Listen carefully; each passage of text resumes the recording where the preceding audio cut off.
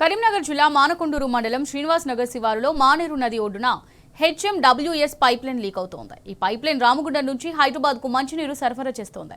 మానేరు నది ఒడ్డున ఉన్న పైప్లైన్ పగలడంతో నీరు భారీగా ఎగిసిపడుతోంది. నీటి ప్రవాహ వేగానికి కొన్ని తారు చెట్లు విరిగిపడ్డాయి. సుమారు 3 గంటలుగా పైప్ నుంచి నీరు లీక్ అవుతుందని తక్షణమే మరమ్మతులు చేయాలని స్థానికులు కోరుతున్నారు.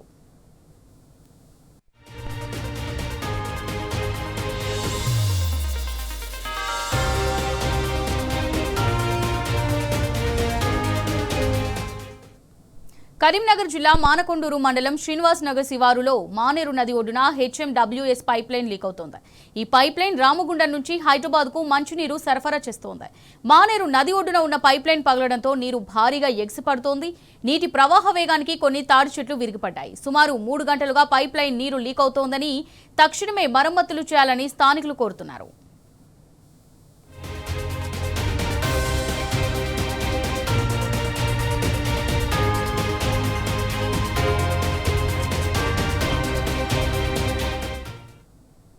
రైట్గా దీనికి సంబంధించి మరిన్ని డీటెయిల్స్ కరీంనగర్ నుంచి మా రిపోర్టర్ వేణు అందిస్తారు. వేణు, చెప్పండి, మరి మానేరు నది ఒడ్డునున్న పైప్లైన్ పగలడంతో నీరు భారీగా ఎగిసిపడుతున్నట్టుగా తెలుస్తోంది. మరి దీనికి సంబంధించి పూర్తి డీటెయిల్స్ ఏ విధంగా ఉన్నాయి?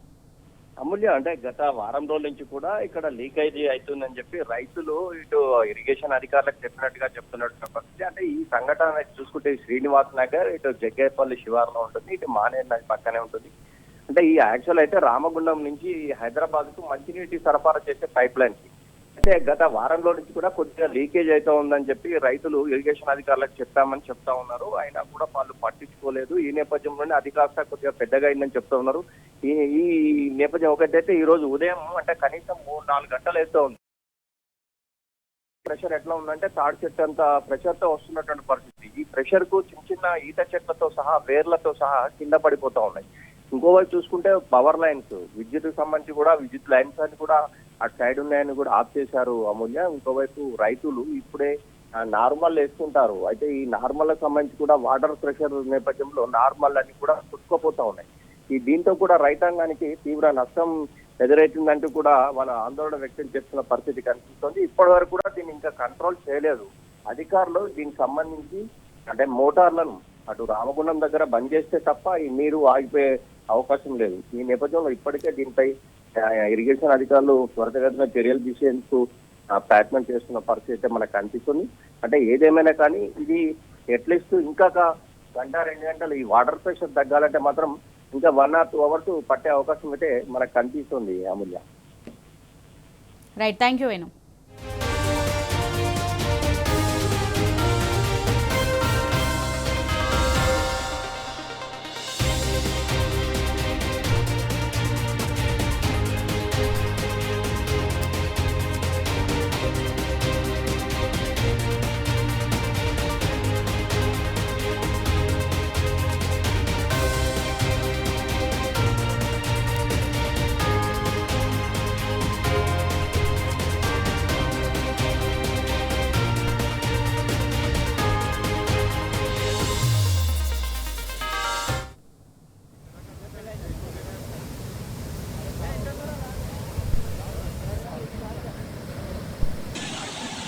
Vai,